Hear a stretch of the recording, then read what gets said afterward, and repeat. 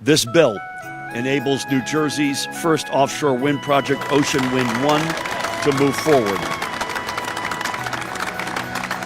This spot upon which we are standing will soon be the site of a state-of-the-art factory. This is the largest investment in offshore wind manufacturing in the United States to date. Any facility of this type and investment of this size always brings with it logistical and other hurdles, and not only in anticipating problems, but finding ways over and around them well in advance. This is going to be our all-in attempt to combat climate change and ensure the reliable and clean source of power our residents and industries need. Thanks to Governor Phil Murphy, you are seeing the establishment right here in New Jersey. This is Thermopylae, this is Agincourt, this is Pearl Harbor, this is Midway, this is the Battle of the Bulge, this is 9/11. This is very, very exciting. A growing number of people are more skeptical about wind now. Why are you losing this argument?